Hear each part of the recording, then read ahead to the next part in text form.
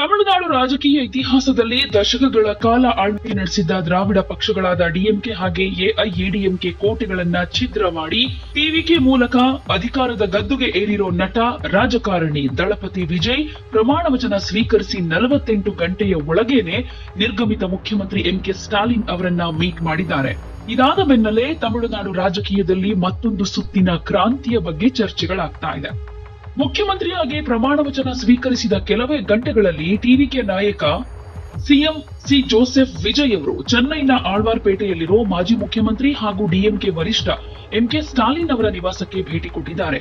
ಅದರಲ್ಲೂ ವಿಧಾನಸಭಾ ಚುನಾವಣಾ ಅಖಾಡದಲ್ಲಿ ಪರಸ್ಪರ ಸೆಣಸಾಡಿದ್ದ ಈ ಇಬ್ಬರೂ ನಾಯಕರು ಈಗ ಸೌಹಾರ್ದತೆಯಿಂದ ಭೇಟಿಯಾಗಿರುವುದು ಎಲ್ಲರ ಗಮನ ಸೆಳೆದಿದೆ.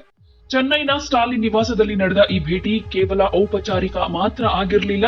ರಾಜ್ಯದ ಅಭಿವೃದ್ಧಿಗೆ ಸಂಬಂಧಪಟ್ಟ ಕೆಲವು ಪ್ರಮುಖ ವಿಷಯಗಳ ಬಗ್ಗೆ ಚರ್ಚೆ ನಡೆಸಲಾಗಿದೆ ಅಂತ ಹೇಳಲಾಗ್ತಿದೆ.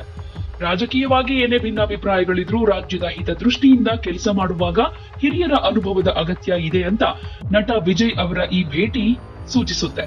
ಮಾಜಿ ಸಿಎಂ ಸ್ಟಾಲಿನ್ ಕೂಡ ವಿಜಯ್ ಅವರನ್ನ ಹೃತ್ಪೂರ್ವಕವಾಗಿ ಬರಮಾಡಿಕೊಂಡು ನೂತನ ಸರ್ಕಾರಕ್ಕೆ ಶುಭ ಹಾರೈಸಿದ್ದಾರೆ ಎನ್ನಲಾಗಿದೆ.